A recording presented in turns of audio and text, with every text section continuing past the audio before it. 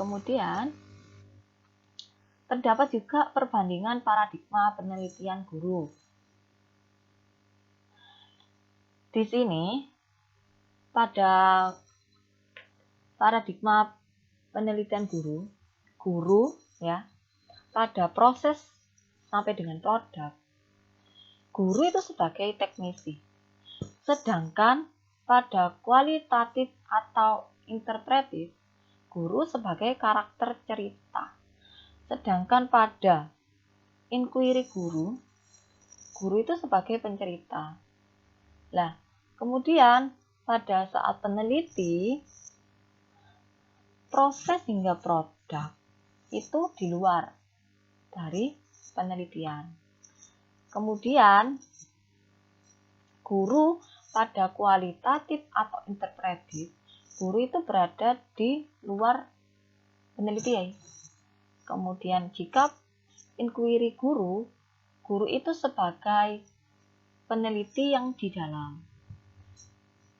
Kemudian pada saat proses, dari proses hingga menghasilkan suatu produk, guru itu linier.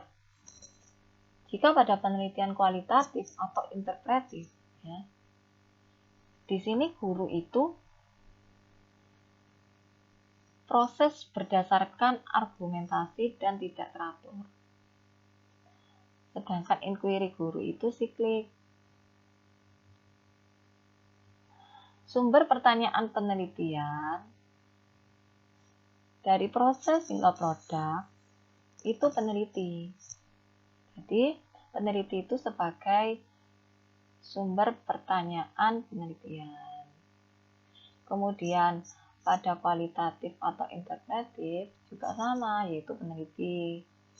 Kemudian pada inquiry guru, ya sumbernya itu ya dari guru. Guru sebagai penelitinya. Nah, kemudian pada tipe pertanyaan penelitian, dari proses hingga produk, terfokus pada kontrol, prediksi, atau pengaruh. Sedangkan pada kualitatif atau interpretif, ya, terfokus pada penjelasan suatu proses atau fenomena. Pada inquiry guru, terfokus pada pemberian pandangan ke dalam suatu praktik guru di kelas dalam usaha membuat perubahan. Contoh pertanyaan penelitian. Nah, biasanya pada penelitian pengembangan, ya, dari proses hingga produk yang ditanyakan adalah manakah strategi manajemen yang paling berhasil? Jika pada penelitian kualitatif, biasanya pertanyaannya seperti ini. Bagaimana siswa mengalami gangguan di kelas? Nah, sedangkan pada inquiry guru, pertanyaannya ya biasanya seperti ini. Bagaimana saya dapat mengakomodasikan pembelajaran bahasa Inggris bagi anak TK? Atau bisa juga jika dalam bidang matematika, yaitu bagaimana saya dapat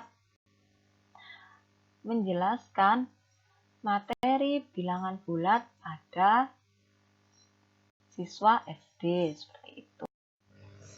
Kemudian, terdapat jenis atau tipe penelitian tindakan.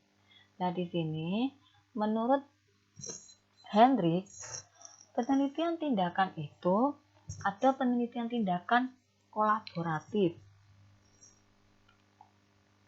Kemudian, ada juga penelitian tindakan kritikal. Dan ada juga penelitian tindakan kelas. Dan yang keempat itu penelitian tindakan partisipatori.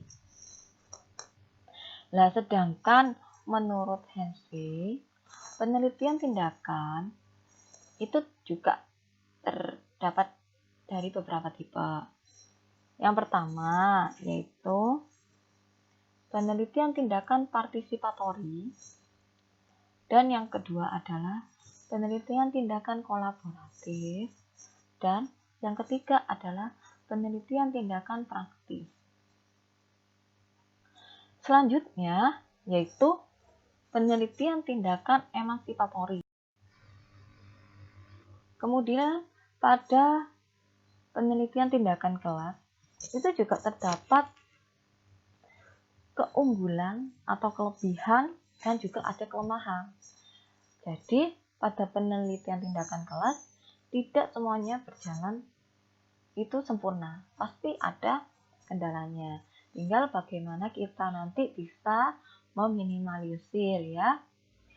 Nah, keunggulan dari penelitian tindakan kelas yang pertama yaitu sangat praktis dan langsung relevan untuk situasi yang aktual.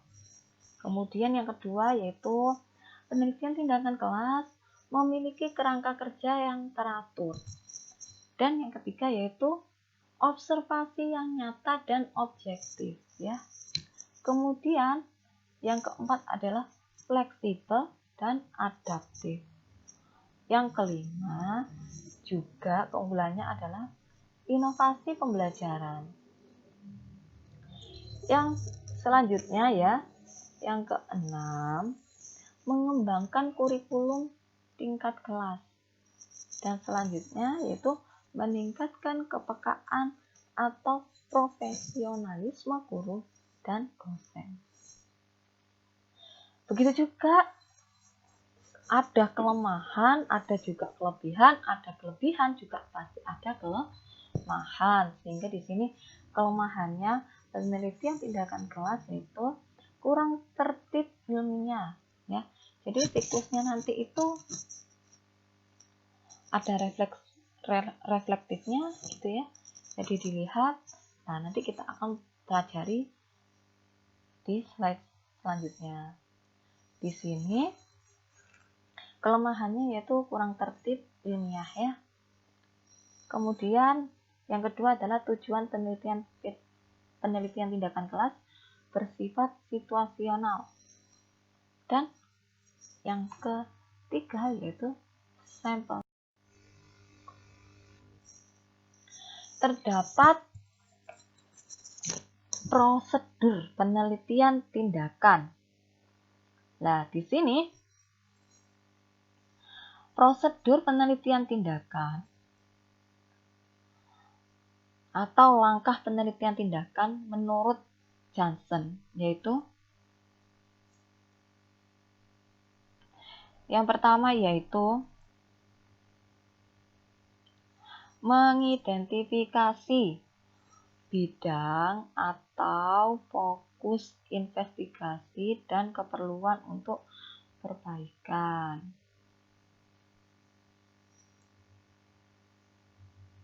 Kemudian yang kedua, melakukan perbaikan atau perubahan. Kemudian yang ketiga adalah melihat efek perbaikan. Dan yang keempat, membuat perencanaan ulang. Dan yang kelima, yaitu mengulangi. Kemudian yang keempat, membuat suatu upaya tetap atau konstan. Nah, di sini bisa digambarkan dalam suatu lingkaran, ya. Perputaran proses itu terjadi terus-menerus, ya, sampai tujuan penelitian dicapai dan dihasilkan perbaikan yang optimal. Permulaan penelitian bisa saja diawali dari proses di sini. Pada proses perumusan pertanyaan. Jadi yang awal bisa dilakukan melalui perumusan pertanyaan. Jadi bisa dimulai dari sini dulu. Yang pertama. Kemudian penelitian yang didasarkan pada kajian pustaka. Nah, habis dari sini berputar. Nah, di sini mengkaji literatur ya. Sesuai dengan pada kajian pustaka. Kemudian setelah itu bisa juga ya. Bisa juga habis dari sini yang ketiga, pemilihan bentuk tindakan. Kita merencanakan, enaknya itu gimana sih penelitiannya ini nanti, gitu ya. Kemudian selanjutnya yaitu membuat suatu perencanaan. Nah, dari membuat suatu perencanaan di sini, kemudian setelah merencanakan kita kan mengumpulkan data.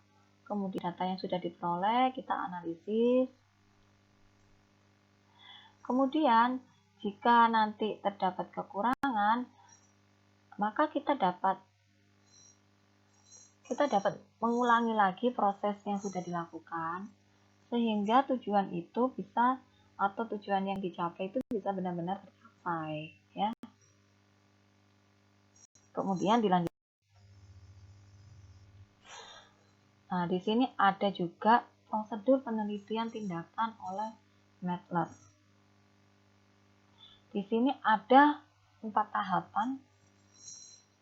Yang pertama, tahap perencanaan, yaitu identifikasi dan pembatasan topik. Kemudian yang kedua, mengkaji literatur. Dan yang ketiga, yaitu mengembangkan perencanaan penelitian. Kemudian, pada tahap tindakan, yaitu nanti bisa mengumpulkan data, kemudian menganalisis data yang sudah diperoleh. Dan pada tahap pengembangan, kita mengembangkan suatu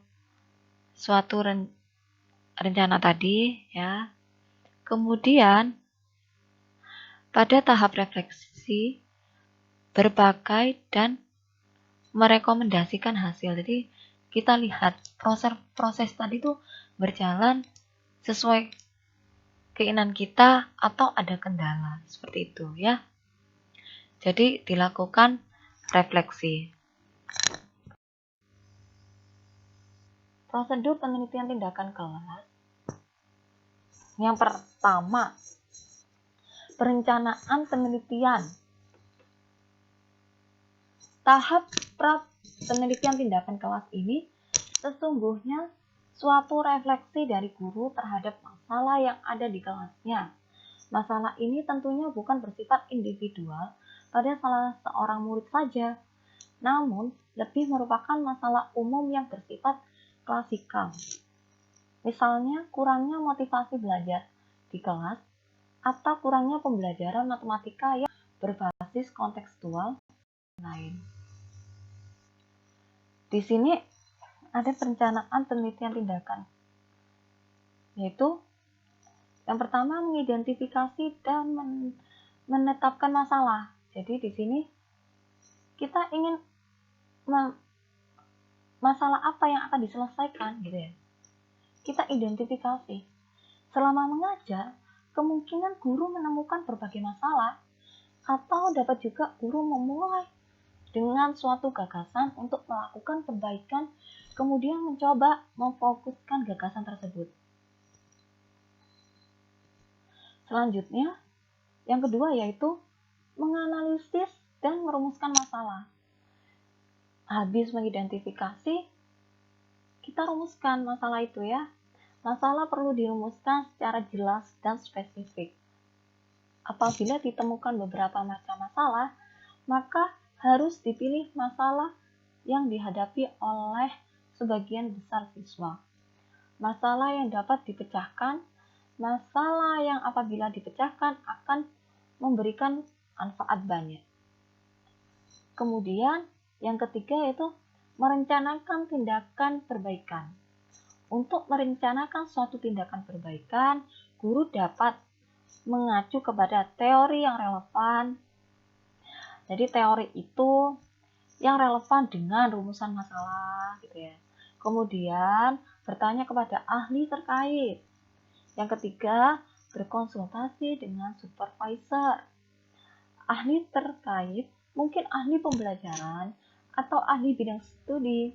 Rencana tindakan perbaikan dituangkan dalam rencana. Nah, selanjutnya yang kedua yaitu pelaksanaan tindakan penelitian. Terdapat 3 hal yang penting dalam pelaksanaan penelitian tindakan kelas, yakni sebagai berikut. Pertama, penelitian tindakan kelas adalah penelitian yang mengikutsertakan secara aktif peran guru dan siswa dalam berbagai tindakan. Yang kedua yaitu kegiatan refleksi, seperti perenungan, pemikiran, evaluasi, dilakukan berdasarkan pertimbangan rasional atau menggunakan konsep teori yang mantap dan valid guna melakukan perbaikan tindakan dalam upaya memecahkan masalah yang terjadi. Yang ketiga yaitu tindakan perbaikan terhadap situasi dan kondisi pembelajaran dilakukan dengan segera dan dilakukan secara praktis atau dapat dilakukan dalam